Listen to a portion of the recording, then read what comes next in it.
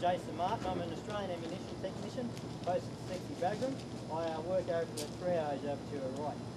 Today I'm going to give you a quick brief on the level 1.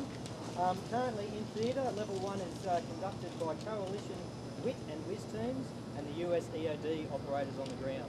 The reason obviously we conduct level 1 is to collect IED evidence off the battlefield, collect it, pass it on to level 2 and level 3 exploitation facilities to glean intelligence on enemy IED making procedures, how they're using our procedures against us, and hopefully to link the DNA and the fingerprints to the groups and the individual networks to attack the overall IED network. As the first link in the level 1 exploitation, it's imperative we use good forensic procedures such as wearing gloves, individually bagging each item to prevent cross-contamination, and then collating all the items for each case into one bag to preserve the chain of custody. What you see before you, sir, is basically the 5 major components of an IED. You have here to my right the switch, in this case a 3-button pressure plate, very common at the moment in this theatre. This is ammonium nitrate. Once we arrive on scene, some of the things that we need to look at firstly is who's providing security for us and how long have we got to do the task. We then need to liaise with the EOD assets on the ground and find out what's safe, where our safe routes are and where our safe areas are. We then need to start taking photos of the overall site, so when those photos go up to the intelligence cells, they can get a good atmospheric of the site and start to glean some sort of tactical intelligence from those items. Once we have the 4 cardinal points, north, east, west and south photo, and the overall photos, we then start to look and find glass seat, and then we individually bag it and mark it. For HME samples and things such as detonating cord and initiators and detonators, we can't take that back to level 1 or level 2 for hazards, correction for safety reasons, so that's usually destroyed by EOD. What we do though, however, in this case of ammonium nitrate, if in the case of a post-blast event where there's no HME remaining, we'll take a soil sample. We usually take a little bit more soil because the scientists need more soil to glean the trace of the explosives out of that. Once everything is collected, we basically bag it all up, take it back to the level 1 area where we then pass it on to level 2 for them to do their exploitation. So that's the end of my presentation. Do you have any other questions? No, I appreciate it. That's, on the HME that you're able to glean from the site, do you know whether or not that can be tracked back to a particular product of ammonium nitrate, in other words, where it was produced? Do we have the technology to distinguish ammonium nitrate produced at one plant versus another? We at level 1 and level 2 don't, but I believe level 3 does.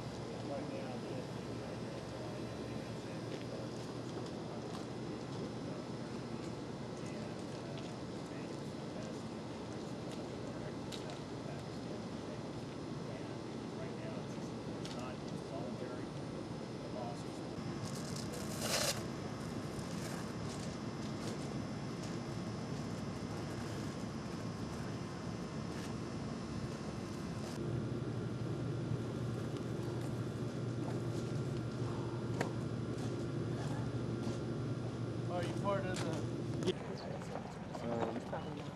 and then from there, you guys buy show you some of the tools that we use, and that'll give you a good idea. This is one piece of it. ECP we do. Also is, also does, that's my large vehicle vetting apparatus. They do on average 650 vehicles a day to allow, the throughput, because BAF really serves as a heart. Stuff comes in, stuff comes out. Stuff comes in, stuff from Afghans and Pakistanis a day as well from a pedestrian aspect for the drivers. So we vet every person and everything that comes into Bagram to make sure that nothing is introduced in the environment to cause harm or damage. And then the perimeter SEC4, everything else that we have, drives everything into here. And to make sure that nothing comes in outside of established procedures to cause harm or damage. That's what we do, sir. I will turn it over to Captain Edmonston. He'll take you up top, sir, and show you. Or anything out of sensors or emergencies, come on with a little rifle with 10 rounds ammunition, also an MI pistol, 30 rounds, and also a 240 machine gun, 800 rounds of ammunition. Primary means of communication, portable radio, and with any other question. Thanks. No, thank you.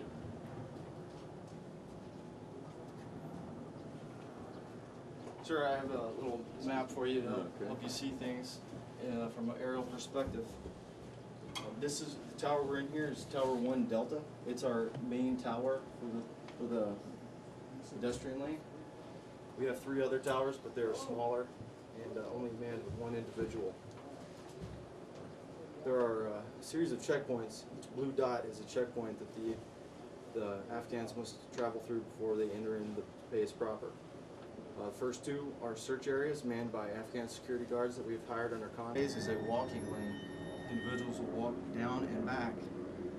Meanwhile, the second phase has got a video and radar system, and the computer will analyze the individual's gait, how they move, their clothing, the way it flows over the body, and it can actually detect any abnormalities based on an average Afghan male's form, the way he looks when he walks.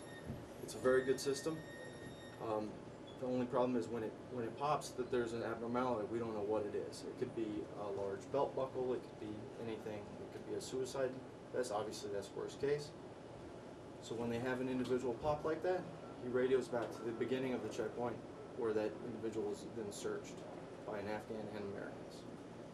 They proceed on. This is another search area manned by Afghans, and then we have our Rabi scan system.